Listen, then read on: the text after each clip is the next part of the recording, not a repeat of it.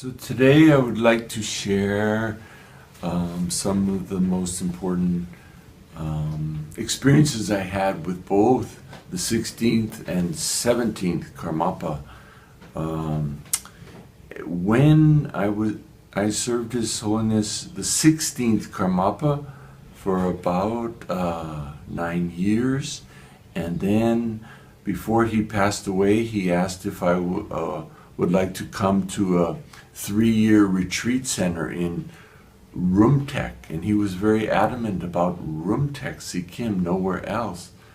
But then as he was getting on the plane, he said, well, in case it doesn't happen in Rumtek, then maybe try to find another place to go into the 3-year retreat. So shortly after that, in November of '81, I heard news that he had passed away, and at that point I decided that day that I heard the news that I would go into a 3-year retreat. So that day I went up and told my parents I'm going in, and there was no yes, maybe, no, just 100% for sure going in. And then I wrote letters to various 3-year retreat centers. There's lots of them all over the world, and one from France came back first, and the second one was from Vancouver. So took the one from Vancouver. Then I remember Khalda Rinpoche saying, when you need money to go into the 3-year retreat, just write everybody you know and ask for the full amount of money. So that's what I did. I wrote everybody I knew that had money and asked for the full amount, and I got plenty of money, lots of money.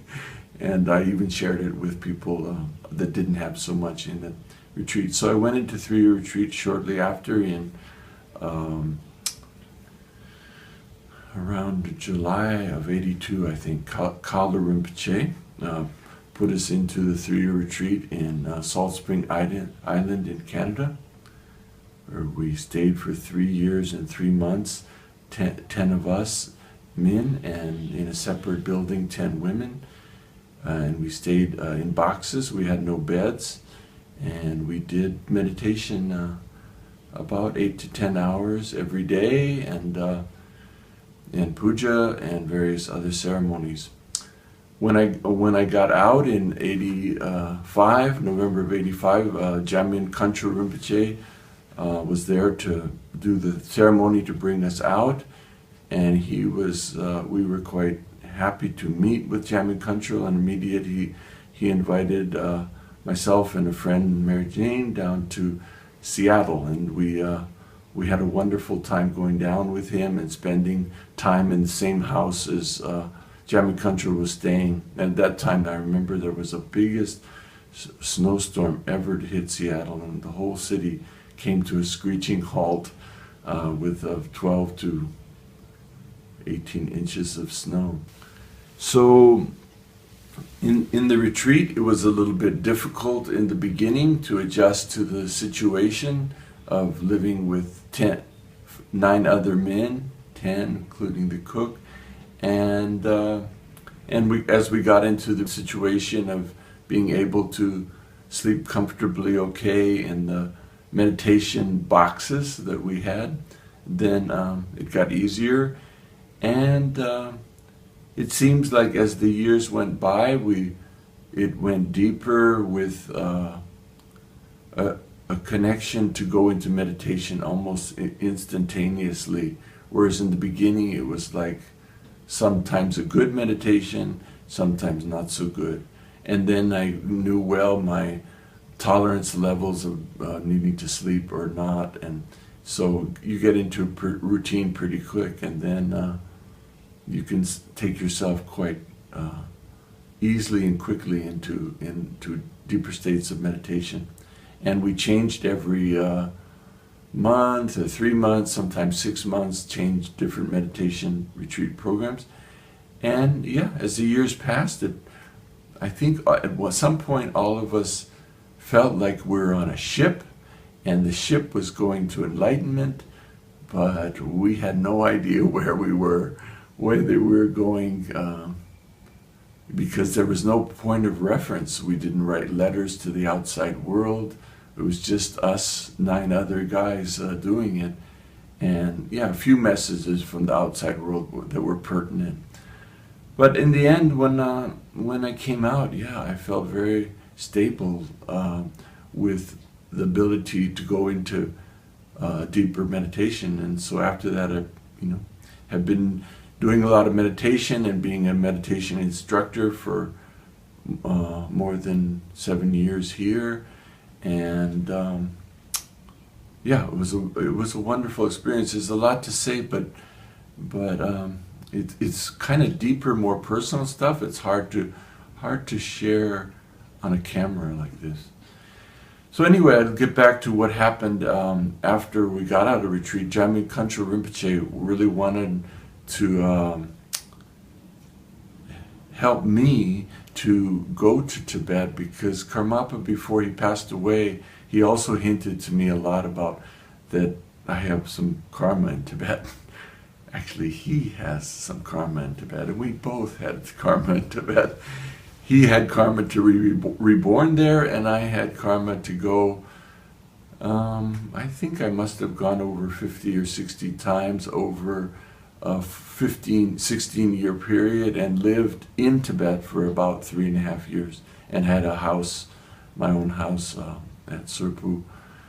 And so when Karmapa came, then I was allowed to go see him whenever I wanted, for as long as I wanted. So I had quite a good experience the first 3 years, from 92 to about 95.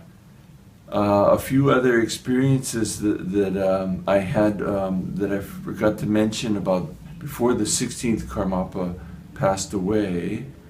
I was allowed to drive him every day for about 3.5 months. So we really developed a deep connection, because often he was just tired of doing these religious ceremonies, and so we'd just be with the group, and then suddenly we'd make a right turn, they would make a left turn, and we were gone. And gone for long periods of time, like the whole day. And he would go by the lake and go visit the zoo or to pet stores, and just relax, parks, and we got to know each other quite well. And he told me about, I said, Karmapa, I heard it's really good to, go into deeper levels of meditation, but I would like to fly. He said, oh, well, if you want to do that, then maybe 12 years meditation retreat. We laughed, but I think he was telling the truth. For those who go deep into meditation retreat high in the mountains of Tibet, or places conducive to meditation. And I tell you, in my 3.5 years in Tibet, I found a lot of them. I used to hike to the top of mountains around Serpu, and I met these monks and nuns that were in so remote places, I just couldn't believe it. And the sound of silence was like ringing in the ear. It was powerful to experience such a altitude and no electromagnetic frequencies that we all live in an ocean of now. And you could hear every thought as it comes. And it was a powerful experience in general. I also like to share that I had the aspiration in 3-year retreat to go to Mount Kailash, whatever way I could. I said, even if I ride a motorcycle, I'm going to make it to Mount Kailash. So in Lhasa, over my years of taking tour groups there, I tried to get a group together to do a trip to the holy mountain of Mount Kailash. And people would sign up for the tour in Lhasa. I was doing this, and then they would phase out at the last moment. But one lady kept with me that we were going to go. So finally, on May of the year 1987, we set out for Mount Kailash, hitchhiking. About 2,000 miles across Tibet with this lady and hitchhiking. And finally we did make it to Mount Kailash. This was during the time I was going off into Tibet to help Serpu Foundation, which I'll mention a little bit about more, but to finish up on the Mount Kailash trip. So it took us about 3.5 weeks to get there. 2 weeks to get there. We stayed about a week and a half, 2. Anyway, the whole trip took 6 weeks, and after going around Mount Kailash once and Lake Mansarava, the holy lake near Mount Kailash, we found a group of 200 pilgrims on 6 trucks, and we went the southern route, and we went the northern route going there, and they were going back the southern route. So we had the opportunity to see the whole circumambulation, which was amazing, amazing journey beyond words. And some other time I'd love to share that with those interested. And so regarding Surpu Foundation, I first met Drupal Dechin in '86. He was the head lama appointed by Karmapa to run the monastery of Surpu, and so I got letters of permission from all the head regents and from Drupal Dechin himself, and also His Holiness Karmapa wrote me letters of authorization and told me about, Drupal Dechin set me up to stay in a cave we call it the Karma Pakshi Cave, Pema Chuzang, I think it's called in Tibetan. And I stayed up there for 3.5 weeks, and I have a strong connection to talk to Karmapa in my meditation. So I tell you, he didn't let me sleep for about 4 nights. I had communication with Karmapa about starting Surpu Foundation. It really actually started in that cave of the second Karmapa, high above Surpu Monastery, where he said, please, to help to do this foundation to rebuild this monastery. And I was saying, I don't know how to do it. I don't know how to raise funds, blah, blah. And he would just go, well, okay, I'm going to show you how. I'm going to tell you how to do it. And you do this, this, and this. And I said, but, I'm not carrying on this ongoing dialogue for a long time until finally said, okay, all right, I'll do it. You set up everything. And believe it or not, he did set up everything, even though he was out of body, even to the point where when the time came that he was to come back to Surpu, I was the first one to be there to see him as much as I wanted. So it really showed me the miracle of working with Karmapa. When I first met him and I was 20 years old and he clipped his finger, yes, that was the most powerful experience I ever had. They're some of the highest spiritual masters of the world. I haven't met any higher than Karmapa. Nobody. Everywhere I went, similar experiences like that happened with being with Karmapa. He would touch people's heart and soul to the point of shopkeepers. We were in New York shopping, and he'd come in and they think a normal customer, but it wasn't normal at all. And suddenly they'd start interacting with Karmapa, and you could see them transform on the spot the more they interacted. Whether he didn't speak much, he didn't speak English too much, but just interaction in a simple way, sign language or translator.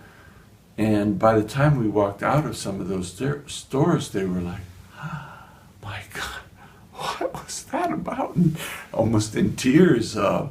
I remember one time in Albany, New York, we went to a shopping center and we walked in and he was looking at watches, and the guy was saying, yes, we have this watch. And I said, and he was saying, well, where's the really good one? Oh, you want to see my best one? Oh, okay, so then he pulled out the best one, like, 10 or 15,000. And he said, yes. And Karmapa rolled up and said, oh, you mean like this? And he looked at it, and Karmapa had that watch on. And the guy dropped his jaw and looked at Karmapa, and everybody was, surrounding him. And suddenly he realized he was in a other almost dimension of time and space. I could see almost that he had a spiritual experience on the spot. And I think that happened many times, that I would, over the 4 months that I drove him both in Hawaii and New York, and then I traveled a lot with him on the West Coast and East Coast, not so much in the middle Colorado area. Santa Fe, I didn't go to the middle area, but on the East and West Coast, and lots of special gatherings where people were brought to him either in private interview or in a group, and somehow I'd see people just tearing and crying and going into a state of profound, it looked like, I mean, I don't know what they actually felt, but like of bliss and joy and happiness. And then in talking to people that experienced the Vajra crown ceremony, which he was doing at that time, 17th one has been to America a few times, but he hasn't yet performed the Vajra crown. But this 16th Karmapa was in those years, in the 70s, and I talked to some people, and everybody had a deep and profound, I don't know everybody, but some of the people I talked to, and very different. Like some of them saw the Buddha of compassion, Chenrezig or Avalokiteshvara, and some of them saw the real crown above Karmapa's head, and so many, literally hundreds over my years of both with the 16th and 17th, people had deep visions and powerful experiences, spiritual experiences. To be the shining example that they are, that the state of enlightened mind can exist and we can attain it within this human body, that we, even though Karmapa reincarnates lifetime after lifetime, they constantly tell us stories like that of Milarepa, where full enlightenment can be attained within one lifetime. And so many, many great yogis in Tibet, in the quiet solitudes of Tibet, attained the rainbow body within, they say, one lifetime. They were not, quote, Tulku Rinpoche, Yangtze incarnate High Lama, but they were just something like an ordinary person that became a monk, and they attained the highest level of spiritual realization. They sometimes call that rainbow body, where they just dissolve into light, into rainbow light, and their body shrinks down to a small size, and they go to the pure land of the Buddha. And many, many cases of that, documented cases of that. So he's an example that enlightenment exists, and you can attain it in this lifetime, in this body, and if you have karma with your whatever teachers, a lot of people have strong karma with Karmapa, then easy to work with him to get to a very high level.